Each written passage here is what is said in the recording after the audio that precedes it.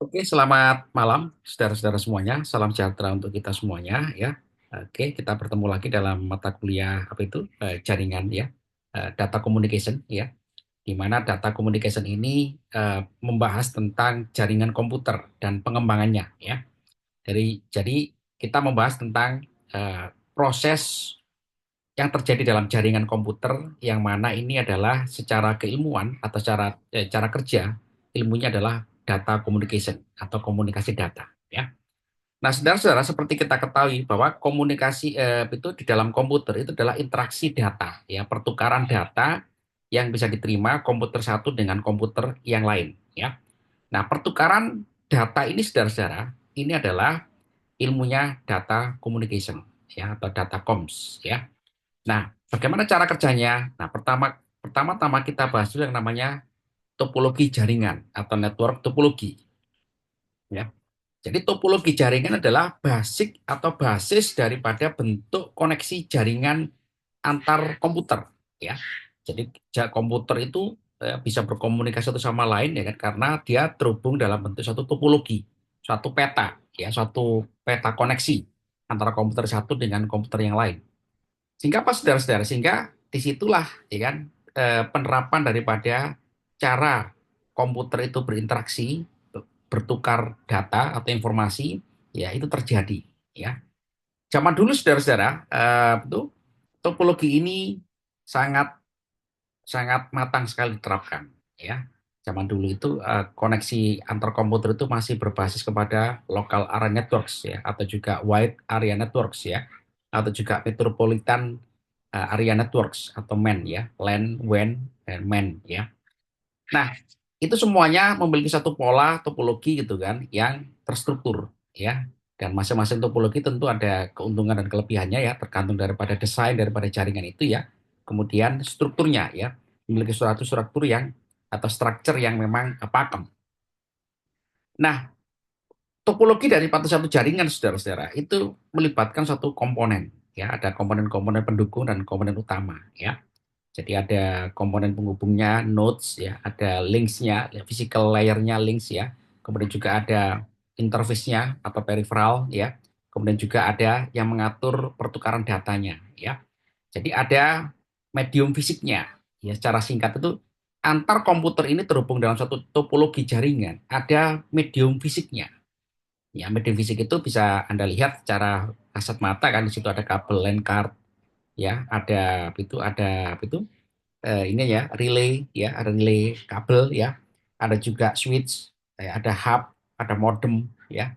Kemudian ada di dalam komponen hardware atau ini ada peripheralnya ya. Nah, itu secara fisik ya, secara fisik itu memang terhubung antar komputer. Sehingga apa saudara-saudara? Sehingga arsitektur daripada komputer ini membentuk suatu topologi, ya suatu topologi yang itu bisa kita sebut sebagai bentuk atau juga structure ya, struktur jaringan yang itu memang itu menunjukkan daripada ciri khas ya jaringan komputer dibandingkan dengan jaringan yang lain. Nah, saudara-saudara, di dalam kita itu melihat satu bentuk topologi jaringan ya, topologi jaringan ini bisa dikategorikan menjadi empat ya, ada bus ya, ada aliran utama ya, utama semua terhubung dalam satu jaringan bus ini ya. Semua komputer ini terhubung dalam satu line, satu satu aliran utama ya. Ada ring melingkar, jadi semua komputer atau semua device yang diintegrasikan dalam jaringan itu membentuk satu itu hubungan pegangan tangan satu sama lain ya, pegangan tangan kanan dan kiri ya. Kemudian ada star bintang ya, satu komputer terhubung dengan berbagai macam komputer atau device ya tersentral dalam satu titik ya. Kemudian juga ada mesh ya. Ada mesh ini gitu kan gabungan antara star dan juga itu ring ya seperti itu.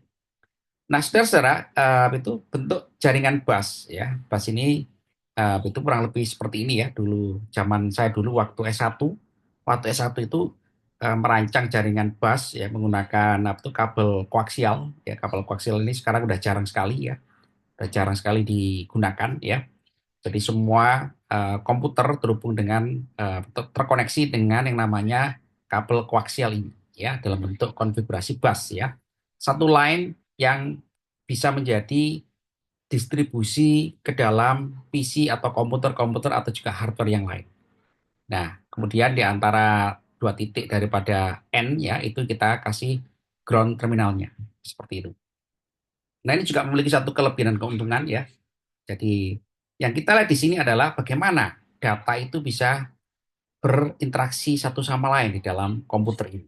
Bagaimana data itu melakukan suatu proses traffic, ya, bisa merambat dari komputer satu satu yang lain, ya. Jadi kalau misalkan ada komputer satu mau berkomunikasi dengan komputer yang ada di sini, nah ini bagaimana?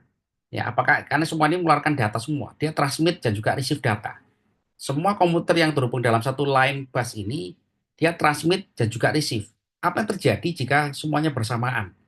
Nah, ini juga perlu kita pahami bahwa di sinilah peran daripada komunikasi data menjelaskan, ya, menjelaskan data yang ditransmisikan atau juga diterima antar komputer itu, ya, itu relatif tidak terjadi tabrakan karena di sini ada prinsip komunikasi data yang diberlakukan seperti itu. Ya. Ini pun juga sama ya, itu. Ini pas topologi juga ya, masih dalam satu node ya, satu backbone ya. Jadi itu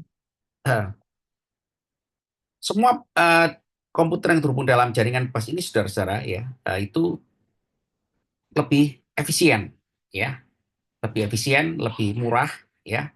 Dia tidak apa itu, tidak apa itu, tidak terlalu kompleks jaringannya ya, berbeda dengan yang star gitu kan. Jadi lebih ringkas ya, tapi akan kesulitan di dalam itu mencari tahu jika ada kesalahan ya, jika ada kesalahan data yang diterima dari satu komputer atau komputer yang lain, karena semuanya data itu terkumpul dalam satu line ya, satu line yang eh, ini ya, satu line aliran coupling. Sehingga kalau kita melakukan troubleshooting ya, melakukan satu mana komputer yang tidak nyambung ini gitu kan, kita agak kesulitan karena datanya tuh ngumpul jadi satu di dalam satu aliran eh, kabel seperti itu ya. Nah, ini juga menjadi suatu itu kelemahan juga. Sehingga apa? Sehingga jaringan yang seperti ini itu lebih cocok untuk yang jaringan yang komputer yang lebih itu ini tidak terlalu banyak ya. Ya, tidak scalability-nya sangat rendah ya. Jadi pengembangan itu komputer-komputer yang terhubung jaringan dengan menggunakan bus ini memang relatif sedikit ya, karena memang dia dikhususkan untuk jumlah komputer yang sedikit ya.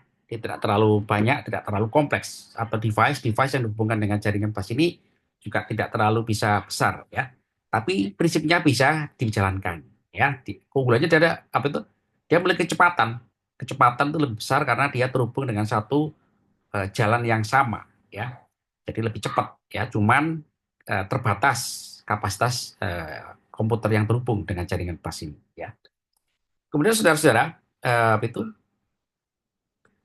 ini anu ya, itu kelebihan dan kekurangannya ya. Kekurangannya kan ya kita udah tahu ya, bahwasanya gitu kan, karena itu jaringan bus ini gitu kan lebih ringan dibandingkan dengan yang lain ya, sehingga itu komputer yang dihubungkan juga sedikit ya. Kemudian apa itu cost manajemennya juga apa itu relatif lebih tinggi ya, karena apa itu jika terjadi suatu hal yang eh, apa itu yang tidak kita perlu troubleshooting ya, kita agak kesulitan komputer mana yang rusak ya, seperti itu. Nah, berbeda dengan ring ya. Kalau ring ini gitu kan, itu suatu konsep gitu kan, hampir sama daripada bus ya. Hanya bedanya adalah ini dihubungkan secara melingkar ya. Secara melingkar, kalau bus tadi itu antara end to end itu tidak terkoneksi. Kalau ring gitu kan, end to end-nya terkoneksi ya. Ini juga sama, dulu menggunakan kabel koaksial ya. Jadi end to end-nya itu terhubung dengan satu line yang sama, end to end-nya ketemu ya, sehingga komputer itu waktu dia berkomunikasi kan, dia merambat dalam satu medium yang sama gitu kan, dia muter di dalam aliran aliran ring ini ya. Nah, ini apa itu kelebihannya adalah dia bisa scalability-nya lebih tinggi ya, pengembangan atau jumlah device yang terkoneksi dalam jaringan bus ini relatif lebih tinggi daripada yang ada di yang di ring ini, lebih tinggi daripada yang di bus tadi itu ya. Nah, masalahnya adalah masih sama gitu kan, kurang lebih ya, itu tumbukan data itu menjadi masalah juga di sini ya, karena itu semua komputer terhubung dalam satu cincin yang sama gitu kan, yang itu ya kan data itu kan bisa bertumbukan satu sama lain seperti itu. Nah, sama juga kelebihannya adalah dia easy to install, ya gampang diinstalasi gitu kan. Kemudian apa itu data itu merambat di dalam satu medium cincin ini gitu kan secara berulang-ulang gitu kan. Kemudian traffic flow-nya juga itu semakin meningkat ya. Tapi dia memiliki slow performance ya. Dia memiliki betul kecepatan yang agak rendah ya. Kemudian kalau satu station itu rusak ya kan, yang lain juga akan down ya karena dia apa itu satu station ini gitu kan, saudara-saudara kan itu bisa terganggu mengganggu yang lain seperti itu ya. Jadi di dalam konsep jaringan bus ini gitu kan satu sama lain itu saling saling apa itu terhubung ya. Dia tidak boleh down ya. Kalau satu down, wah semuanya akan down semuanya ya. Kemudian apa itu itu kerugiannya adalah ya kan dia membutuhkan kabel yang memang kabel medium fisik ya yang memang agak panjang dibandingkan yang bus tadi itu ya karena ada ring, ada ekstensi daripada ring tadi itu. Sehingga itu mengakibatkan kabelnya semakin besar atau medium dibutuhkan semakin panjang seperti itu. Sehingga ini menjadi satu itu konsideran gitu kan. Tapi walaupun demikian gitu kan, dia memiliki keunggulan gitu kan, lebih mudah untuk di troubleshooting ya. Troubleshooting itu relatif lebih mudah dibandingkan dengan yang pas tadi itu. Nah ini ada Star ya, Star ini gitu kan, dia menggunakan konsep hub ya, menggunakan device peripheral gitu kan, hub ya, yang bisa mengatur melakukan switch ya, melakukan switch ke dalam satu jaringan ya. Tentu kita tahu ya kan jaringan Star ini paling paling banyak digunakan di era sekarang ya.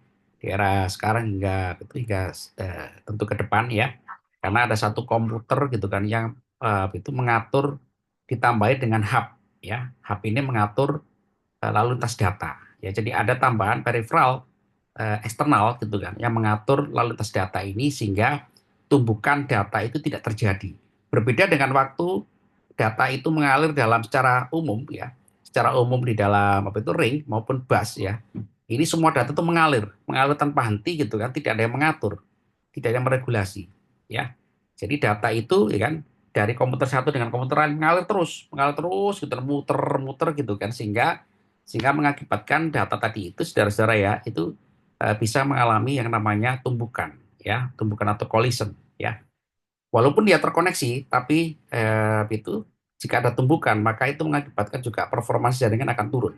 Nah, berbeda dengan yang apa itu adanya device eksternal tambahan ini gitu kan, collision itu kecil terjadi. Ya, karena di dalam peripheral daripada hub ini ada komponen utama yang mengatur seperti fungsi saklar. Hanya bedanya adalah saklar itu bekerja secara elektronik, ya. Jadi saklar ini bekerja secara elektronik menghubungkan semua komputer atau device yang dihubungkan. Jadi pada dasarnya hub ini sebetulnya sama dengan ring, hanya saja koneksi datanya itu dihubungkan dengan saklar. Yang saklar ini bekerja secara elektronik, ya. Jadi saklar dalam hub ini kan mengkoneksikan dengan semua komputer. Komputer satu dengan yang lain dikoneksikan secara secara hampir simultan ya, hampir simultan karena saklarnya bekerja dengan cepat ya menggunakan saklar itu IC ya atau saklar elektronik gitu kan yang menggabungkan satu komputer dengan yang lain dengan sangat cepat ya sehingga tumbukan datanya sangat minimal sekali terjadi ya seperti itu. Jadi hub ini gitu kan menjadi sangat reliable dibandingkan dengan yang itu yang sebelumnya yang tanpa peripheral tambahan gitu kan yang mengakibatkan hal ini gitu kan menjadi favorit ya jaringan komputer sekarang ini gitu kan sudah relatif cenderung menggunakan star ya karena menjamin tidak terjadinya tumbukan data atau collision ya sehingga apa saudara-saudara sehingga komunikasi data interaksi antara komputer satu dengan yang lain waktu dia mengirimkan data itu aman ya dan juga gitu kan dengan cara seperti ini gitu kan security dapat ditingkatkan ada keunggulannya ya security itu lebih mudah ditingkatkan tidak mudah disadap ya kalau dengan jaringan bus ring tadi itu bisa menyadap ya orang lain bisa menyadap tapi kalau ini saudara-saudara harus ya terhubung dengan yang namanya hub ya komputer itu harus terhubung dengan hub kalau tidak terhubung dengan hub dia nggak akan bisa. Nah, inilah keunggulan daripada itu hub atau switch ya yang mengatur lalu lintas data di dalam jaringan komputer sehingga paket-paket data yang dikirimkan antar komputer ini gitu kan lebih aman ya.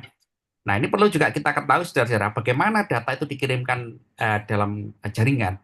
Data itu dikirimkan dalam bentuk paket, ya, paket dengan sekian bit, ya, sekian. Sehingga kalau kita itu melanggan suatu paket data kan itu kan kita itu dihitung, ya. Kenapa operator itu bisa menghitung paket data? Karena paket data itu bisa dihitung di dalam jaringan komputer.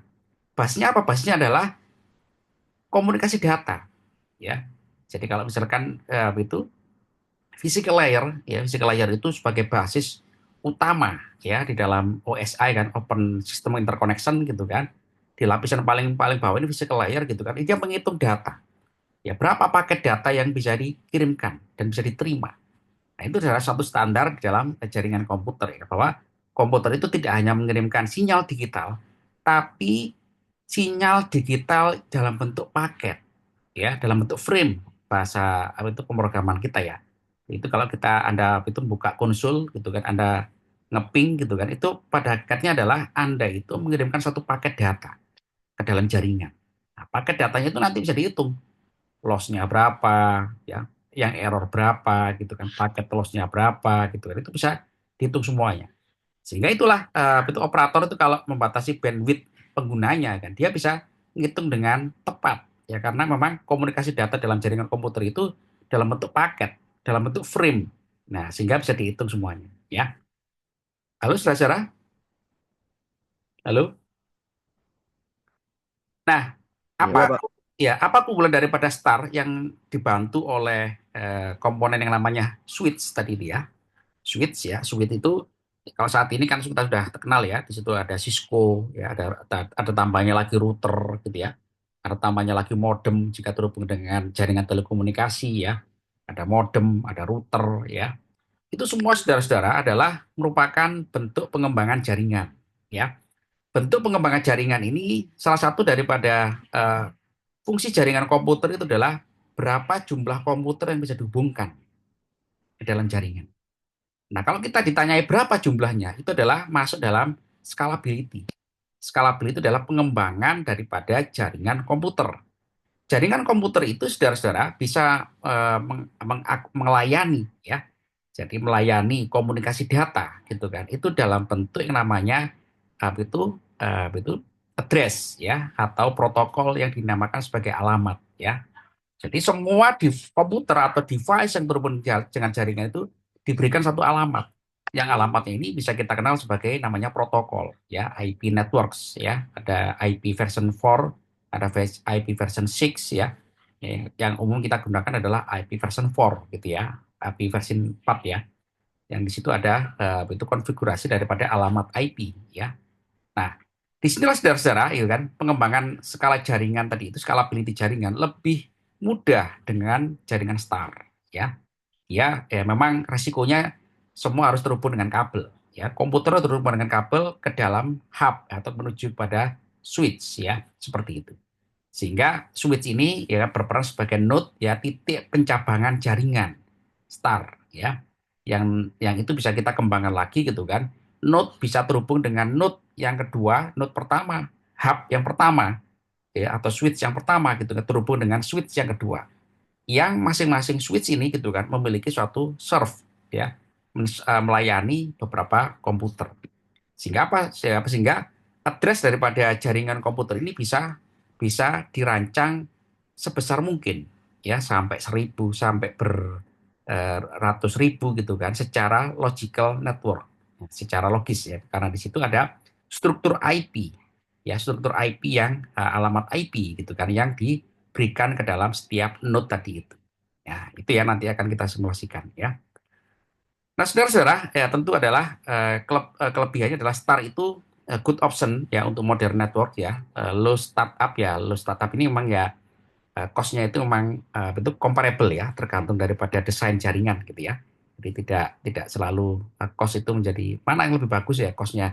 Ya, cost itu pasti tergantung daripada scalability jaringan ya. Kalau jaringannya besar, ya butuh cost yang lebih tinggi karena di situ butuh hub yang lebih banyak, butuh kabel yang lebih banyak, itu otomatis ya. Jadi cost ini comparable ya, tergantung daripada scalability jaringan tepatnya. Tapi dia kelebihannya adalah secara praktikal, teknikal, gampang untuk dikelola, ya, gampang, easy to manage, ya, gampang dikelola, ya. Kemudian offer opportunities for expansion gitu kan, ya, memang bisa dikembangkan. Jaringan itu Pak, switch-nya itu cuma 8 port, cuma bisa 8. Ya bisa ditambahi hub-nya untuk melayani sekian 8 lagi. Pak kurang Pak, ya tambahi hub lagi, ya. Cabangkan lagi hub-nya. Pak, bisa nggak di struktur ke bawah? Bisa, dan seterusnya, ya. Jadi hub itu lebih mudah untuk dikembangkan dari sisi scalability jaringan atau komputer yang dihubungkan dengan konsep IP network atau alamat IP yang bisa didistribusikan secara logical. Kekurangannya adalah kalau hubnya satu mati, ya otomatis satu hub itu, satu jaringan tadi mati semuanya. Ini ya kelebihan, ada kelebihan dan kekurangannya, ya. Jadi kelebihannya scalability gitu, ya, maintenance gitu, ya. Tapi kalau hubnya itu wassalam, ya wassalam semuanya, ya. Jadi inilah kelebihan dan kekurangan, ya. Tapi ya relatif yang bisa diatasi, ya, selama kita menggunakan hub yang handal, reliable, ya, dan hub itu berada dalam satu sistem yang terkendali, ya. Artinya hub itu suhunya dijaga, listriknya dijaga gitu, ya. Dan juga reliability-nya bagus, ya. Insya Allah tidak ada masalah seperti itu. Mesh, ya, kalau mesh ini gitu kan sama, ya, dia tidak membutuhkan suatu eh, konsep yang lebih menggunakan device eksternal seperti Star gitu kan. Tapi satu komputer gitu kan, kalau mau terhubung dengan semuanya, maka komputer itu harus terkoneksi secara fisik dengan semua komputer. Wah, ini memang costly, ya, sangat-sangat udah kelihatan, ya. Berarti satu komputer harus terhubung secara fisik dengan semua komputer. Nah, ini memang ya udah kita dari topologinya udah kelihatan, ya. Ini ya, butuh kabel yang banyak, butuh itu instalasi yang rumit, ya. Nah, tapi dari sisi kehandalan jaringan, mesh ini bisa dipastikan lebih handal dari yang lain, ya, karena di sini ada backup-nya, ya. Jadi kelebihan mesh ini adalah bisa backup, ya, komputer, ya kan, dia mau komputer dari sini ke sini, dari atas ke bawah ini putus kabelnya, dia bisa forward, ya, bisa forward atau relay gitu kan, dari komputer ini ke samping lagi, dia bisa routing ke yang lain, ya. Jadi kelebihan daripada mesh ini, saudara-saudara, walaupun secara fisik, ya, dia itu terus harus terkoneksi semuanya, tidak boleh ada yang tidak terkoneksi gitu kan. Tapi kalau ada masalah, dia bisa routing ke yang lain atau relaying, ya, ke yang lain sehingga tetap mendapatkan koneksi, ya. Lalu saudara-saudara, Halo halo, Pak. Halo Pak. ya. Nah, itu mana yang paling banyak digunakan? Yang paling banyak digunakan adalah pasti Star, ya. Juga mesh ini, ya. Mesh ini juga relatif banyak digunakan, ya kan, untuk jaringan-jaringan yang bersifat metropolitan area networks, ya. Karena orang kan mikir harus ada backup atau redundan, ya, redundan networks, ya. Sekali kalau jaringan itu mati, ya, dia bisa terkoneksi kan dengan memanfaatkan routing dari node-node yang lain seperti itu, ya. Nah, saudara-saudara, tadi saya sampaikan, ya, mesh itu secara konfigurasi bisa dikatakan robust, handal, ya, dan juga lebih menjamin, ya, reliability, ya, tapi gitu kan, ya, tadi gitu, ya, membutuhkan satu instalasi yang rumit sekali, ya, dari desain jaringannya, ya kan, karena complicated, ya, tapi memang itu menjamin satu koneksi, ya. Walaupun demikian, ya kan, walaupun mahal instalasinya, ya, tapi kalau itu menjamin koneksi kan tentu orang tidak jadi masalah, ya, seperti itu. Nah, orang zaman sekarang cenderung hybrid, ya, hybrid, ya kan, ya, bus digunakan, ya, tri digunakan, star digunakan gitu, ya. Mesh juga digunakan, ya, tergantung daripada arsitektur jaringan yang mau kita rancang, ya. Jadi jaringan komputer itu sangat berbeda dengan jaringan yang lain, ya kan, dia bisa memiliki keunggulan gitu, ya, dalam hal performansi, ya. Yang performansi itu, saudara-saudara, gitu kan, itu merupakan suatu pertaruhan, ya, pertaruhan orang dalam merancang jaringan komputer, ya. Kita merancang jaringan komputer itu tidak hanya efisien, ya, tapi juga memastikan adanya quality of service, QoS, ya. Yang quality of service itu harus bisa kita buktikan dengan network performance atau network parameter, ya. Tentu pertama, mindset pertama orang merancang jaringan komputer adalah connectivity dulu, ya, terkoneksi dulu. Koneksi bagus, Selanjutnya apa? Speed, kecepatan. Selanjutnya apa? Setelah kecepatan dapat apa? Availability. Jaringan itu bisa diakses dimanapun. Ya. Kemudian setelah availability apa? Security. Ya, security-nya dapat. Setelah connectivity dapat, ya, speed kecepatan dapat, availability dapat, ya, apa security dapat. Apa selanjutnya? Reliability, keterhandalan. Nah, keterhandalan inilah yang memang pertaruhan orang-orang merancang jaringan komputer. Mana yang paling digunakan? Ya, orang sudah arsitektur jaringan komputer itu sudah menggunakan kombinasi, ya, mana yang cocok untuk bus, mana yang cocok untuk star, mana yang cocok untuk ring, ya, mana yang untuk mesh. Nah, itu merupakan suatu konsep, ya kan, tergantung daripada desain jaringan yang diinginkan. Kalau memang dia komputernya sedikit, ya bus cukup, ya. Kalau kompleks, ya kan, menghubungkan jutaan network, jutaan komputer, wah itu udah pasti orang menggunakan kombinasi. Ya seperti itu, ya.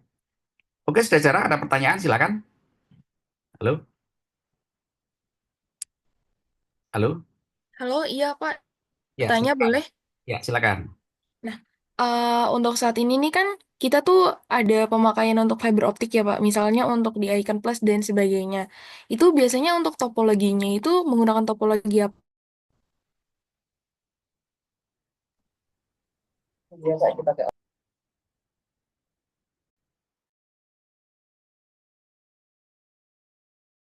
Oh ya, halo. Bagus kita ya, Herlia ya. Pertanyaannya ya. Fiber optik ini kalau dia menggunakan itu menggunakan hub, ya, dia pasti menggunakan star, ya. Dari operator itu menuju ke Anda dia dikonfigurasikan, ya kan, ada star juga ada bus, ya, karena fiber optik itu juga bisa digunakan sebagai backbone, ya. Fiber optik kalau zaman dulu orang menggunakan bus itu menggunakan koaksial, ya, kabel koaksial yang memiliki speed yang terbatas, ya. Kalau zaman sekarang fiber optik ini bisa digunakan sebagai bus, dia memiliki kecepatan karena lalu lintas data di dalam fiber optik ini menggunakan konsep WDM, ya, wavelength division multiplexing, yang setiap kanal informasi ini membawa data yang sangat besar sekali, 10 Gbps, 10 gigabit per second. Jadi jaringan bus yang dirancang di dalam fiber optik ini bisa terdistribusikan di bawah-bawahnya, kan, bisa menggunakan star, ya, menggunakan, ya, rata-rata star sih, ya. Tapi busnya adalah menggunakan konsep backbone fiber optik, ya, menggunakan konsep wavelength division multiplexing. Jadi komunikasi datanya di situ ada tambahan dengan WDM, ya. Nah, nanti kita kenal, ya, ada lagi satunya TDM, time division multiplexing, ada code division multiple access, ya, ada satu lagi adalah FDM, ya, frequency division multiplexing, ya. Ini ilmu komunikasi data dalam ranah telekomunikasi, ya, yang menopang jaringan komputer, ya, seperti itu. Bagus kita pertanyaannya. Halo. Oke, baik, terima kasih Pak atas jawabannya. Ya, jadi kenapa jaringan fiber optik lebih cepat dari jaringan LAN, ya, jaringan UTP, RJ45, ya, koaksial. Kenapa? Lebih cepat nggak Anda menggunakan fiber optik? Iya Pak, benar. Ya, performa jaringan juga bagus. Ya, delay-nya rendah, latensinya rendah, gitu ya. Kenapa? Karena dia menggunakan kecepatan cahaya. Ya, dia menggunakan laser, ya, laser yang memodulasi data, ya, dari jaringan dalam bentuk pulsa cahaya, pulsa-pulsa cahaya. Pulsa-pulsa cahaya ini merambat di dalam fiber optik. Nah, fiber optik merambat dengan cepat, ya, merambat dengan cepat membawa data yang sangat besar sekali. Sehingga apa? Sehingga itu performasi jaringan di situ bisa lebih tinggi dibandingkan dengan kabel koaksial atau juga kabel UTP seperti itu, ya. Dan juga bisa long haul networks, ya. Dia juga bisa menempuh jarak puluhan, ratusan, bahkan juga ribuan kilometer, ya. Fiber optik itu kan sudah itu meliputi global networks, ya. Seluruh dunia itu sudah dipakai menggunakan fiber optik, ya. Karena fiber optik ini memang sangat powerful, ya. Menjadi penghubung antar negara, antar dunia, ya. Nah, itu kan pernah kejadian tahun 2000 sekian, ya. Fiber optiknya kena jangkarnya kapal, kan, di Hong Kong sana, kan. Itu satu Asia Tenggara mati semua. Asia Tenggara. Orang menggunakan satelit. Satelit ya terbatas. Satelit, ya. Kecepatannya dan benefitnya terbatas. Tapi kalau fiber optik, oh dia sangat besar sekali. Apalagi bisa di switching dengan menggunakan konsep DWDM, Dense Wavelength Division Multiplexing. Yang satu wavelength itu bisa membawa data 10 Gbps minimal. bisa ditingkatkan sampai lebih ya. Jadi bisa Anda bayangkan kan dalam satu serat fiber optik ya, satu fiber optik kecil ya yang ukuran single mode fiber ya, yang ukuran 9 sampai 12 mikromilimeter ya, itu membawa data sekian terabit per second ya antar benua ya itu dari pusatnya Amerika sana ya, dari California sana ya, markasnya AWS gitu kan, sampai ke Trans-Pasifik, sampai ke Jepang, sampai ke bawah, sampai ke Taiwan, Hong Kong, ke kita gitu kan. Itu terhubung fiber optik ya dengan kecepatan yang sangat tinggi sekali dan juga bandwidth yang sangat besar sekali. Nah, begitu eh, dilanggan oleh kita menggunakan fiber optik, nah itu terasa perbedaannya ya. Delay-nya rendah, latensinya rendah, jitter-nya rendah gitu ya, dibandingkan dengan koneksi physical medium yang lain ya. Bagus ya kita ya pertanyaannya. Halo saudara. Ya, silakan Rizky. Ya, bagus. Oke. Ya, boleh ditulis ya. Hmm. Ya, apa tools yang digunakan untuk mendeteksi jaringan yang bermasalah? Banyak sekali ya. Banyak sekali karena jaringan ini kan eh, sudah menjadi ilmu yang sudah sangat sudah sangat ini ya, sudah sangat matang sekali ya. Banyak sekali tools-tools software yang ditawarkan oleh vendor gitu kan untuk mendeteksi masalah koneksi ya, atau juga sampai ke security ya. Kalau security ini tentu banyak sekali ya, apalagi itu sekarang kan menjadi bisnis ya. Jadi tools softwarenya kan banyak sekali tuh, ya. Tentu kalau yang gratisan gitu kan ya, tentu kita bisa menggunakan Cisco Packet Tracer gitu kan untuk performa jaringan ya. Kalau performa jaringan bisa kita gunakan yang gratisan-gratisan. Tapi kalau sudah sampai ke keamanan security, nah itu tidak bisa gratisan ya. Jadi ini memang pasti ya ada unsur bisnisnya ya. Paling tidak kita bisa mengetahui cara kerjanya, bagaimana intrusi atau threats ya itu dalam satu jaringan itu terjadi ya. Tapi kalau toolsnya gitu kan, nah, coba nanti kita cari ya yang gratis untuk jadi contoh simulasi ya. Paling tidak untuk mengukur quality of service dulu ya, performansi jaringan ya.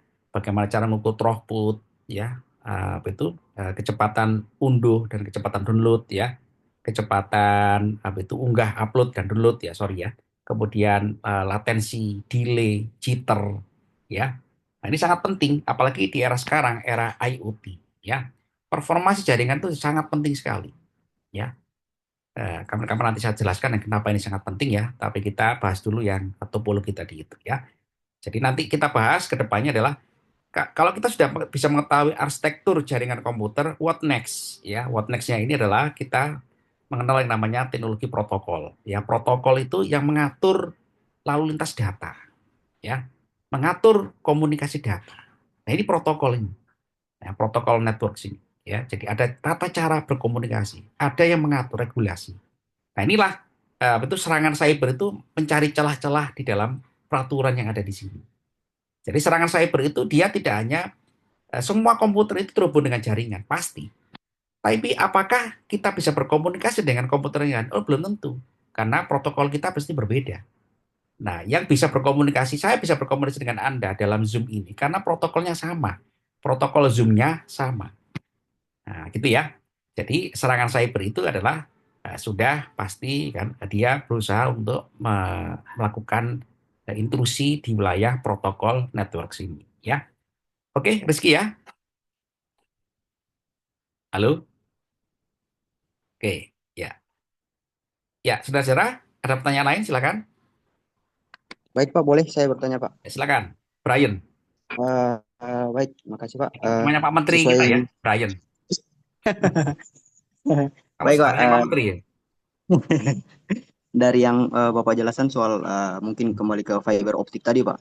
Kalau dilihat dari penjelasannya terlihat sangat sempurna, apa namanya, dari kecepatan, bandwidth dan lain sebagainya.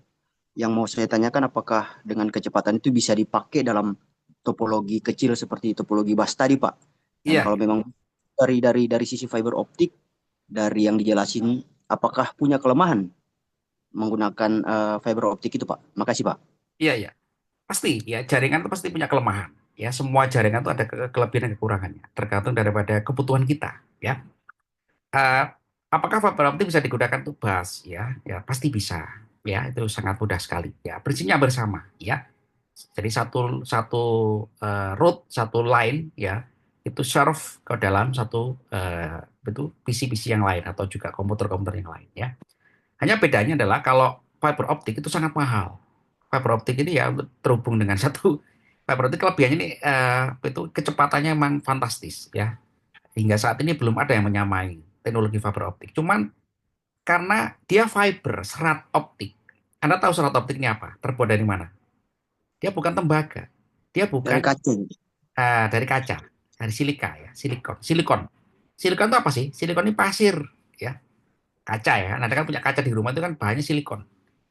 Dia silikon dalam bentuk serat yang itu dirancang dalam ukuran yang sangat kecil sekali.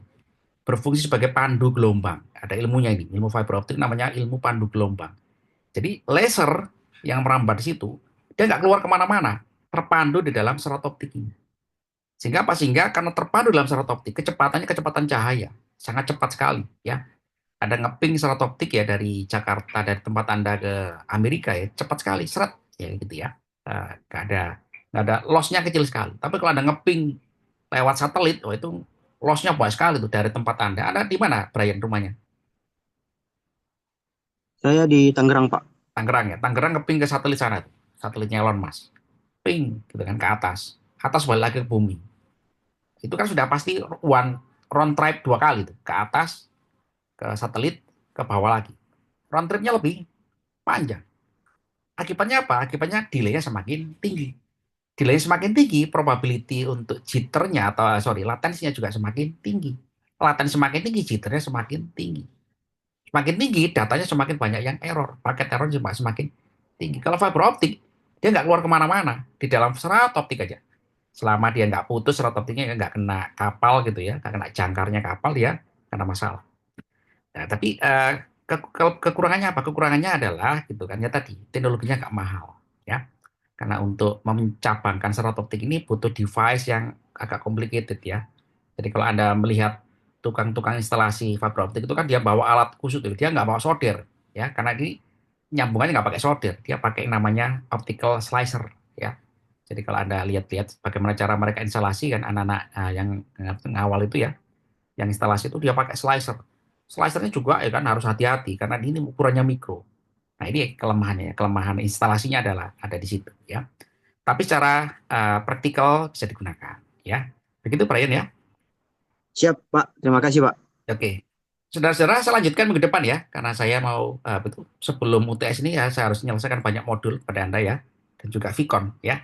Jadi minggu depan saya adakan Vicon lagi ya. Ada pertanyaan lagi? Baik. Hmm. Pak, saya ingin bertanya. Ya silakan.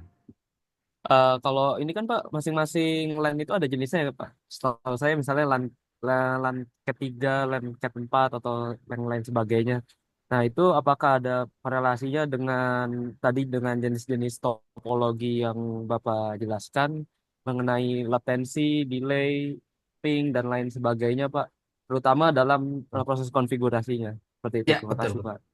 Eh, Network performance ya, performance network ya dalam bentuk throughput ya, delay, latensi, jitter, ya, paket error. Nanti saya tunjukkan ya apa bedanya itu semua ya. Itu semua kan parameter metrik performance jaringan ya. Metrik performance jaringan itu menunjukkan kualitas jaringan ya. Betul jaringan terhubung ya. Komputer Anda terhubung dengan jaringan secara kabel, tapi belum tentu quality of service-nya terpenuhi. Nah, ini hebatnya jaringan komputer. Jaringan komputer itu terkoneksi udah terkoneksi wajib, tapi belum tentu bisa berkomunikasi ya. Ibaratnya siapa nama Anda tadi? Siapa nama Anda tadi? Hanif Pak. Hanif ya. Ini kamu udah Iya nikah Pak. udah pacaran? Belum Pak, belum pacaran juga. Wah, gimana kamu ini? Ibaratnya kamu pacaran, berdekatan. Kamu belum tentu berkomunikasi hati dengan pacarmu. Nah, itu hebatnya hebatnya jaringan komputer ya. Jadi dekat secara fisik itu tidak mensyaratkan adanya komunikasi hati. Ya itu ya. Komputer itu harus ya fisik juga berkomunikasi, hati juga berkomunikasi. Gitu ya. Itu namanya protokol ya. Yang itu semuanya diukur dengan performansi ya. Itu throughput, delay, latensi dan lain-lain. Ya, nanti saya jelaskan ya di penjelasan berikutnya ya supaya kelihatan ya, supaya sistematis. Nah, tadi pertanyaan Anda, apakah bedanya LAN satu dengan yang lain? Ya, sebetulnya sama. Ya, hanya kecepatannya aja. Kecepatan yang dirancang dalam jaringan tadi itu. Ya, kalau LAN satu ya bisa jadi lebih rendah, LAN 2 lebih tinggi, LAN 3 lebih kapasitas transmisi data yang di-share dalam jaringan. Maksudnya di situ ya, bedanya. Cara topologi sama, ya hanya bedanya kapasitas data yang ditransmisikan dalam jaringan. Itu ini ya. Oh ya, baik Pak. Berarti ini apa ya? Misalnya kan ada berapa PC gitu yang terhubung bersamaan. Iya, Seharusnya mendapat porsi yang sama dengan kualitas yang sama juga ya Pak? iya seharusnya ya. Oh Kalau iya, baik. misalkan itu nanti bisa kita ukur, ya bisa kita ukur berapa itu performansinya, ya antar jaringan satu dengan jaringan yang lain, ya gitu. Oke, Baik eh, Pak. ini Oke, Pak makasih kenalan Pak. dulu masalah topologi ya. Nanti kita bahas ya, khusus untuk quality of service dan network performance. Nanti ada bahasanya sendiri ya. Hati sabar ya. Jadi Baik Pak, baik. bagaimana cara mengukur kualitas jaringan? Tentu kita harus punya apa itu punya parameter ya, punya parameter yang itu menunjukkan kualitas komunikasi data. Tadi saya sebutkan, saya ceritakan sedikit ya. Komunikasi data itu bentuknya apa? Digital terpaket. Jadi data itu dalam bentuk panjang frame. Nah, frame ini nggak boleh hilang di dalam jaringan. Ya, ibaratnya Anda sering menerima paket tuh kalau beli online ya. Paketnya kan nggak boleh rusak. Anda beli makanan, paketnya rusak, udah pasti dalamnya Anda makan, ya kan? Hanif, Iya Pak, Anda pernah beli online, pernah Pak. paketnya pembungkusnya pernah rusak. Pernah Pak, Nah, gitu tapi kan? Anda jarang sih Pak. Anda Iya, beli iya. madu, dibungkus ya, dibungkus nggak dikasih packing yang bagus, sampai tempat Anda pecah. Anda pasti nggak bisa makan itu kan, madu. Saya pernah itu, Iya, saya beli madu gitu kan, waduh, ya, kok udah meleleh gini gitu ya, buka aduh wassalam. Jadi kalau paketnya gitu kan, utuh, ya paketnya itu, sorry, paketnya rusak, udah pasti dalamnya rusak. Nah ini sama dengan komputer, komputer itu menerima paket data dalam bentuk frame, itu nggak boleh rusak, karena dalamnya ini yang akan diambil sebagai komunikasi data. Nah, gitu ya. Nanti ini kita bahas ya, saudara-saudara ya. Hmm, iya. Baik Oke. Pak. Ya, termasuk di Makasih Pak. mana komunikasi data ini ya, mulai dari physical OSI layer ya, dari physical layer sampai ke apa itu network layer kan, dan sampai ke atas tadi ya, sampai ke application layer ya. Begitu saudara-saudara ya. Baik, Pak. Oke. Ya, ya. Minggu depan ya saya bahas OSI ya, kan protokol ya. Ya, siapa? Ya Oke, Pak. terima kasih saudara atas waktunya dan nanti bukunya saya share juga kepada Anda ya. Saya carikan buku yang mudah dipahami ya. Oke, selamat malam, selamat bermalam minggu, dan salam sejahtera untuk kita semuanya. Assalamualaikum warahmatullahi wabarakatuh. Selamat Baik, malam, terima Pak. kasih Pak. Selamat Waalaikumsalam. Ya, ya. malam. Terima Waalaikumsalam Terima kasih, Pak. kasih warahmatullahi Pak. Ya, Salam, ya. makasih wabarakatuh. Pak. Salam, ya.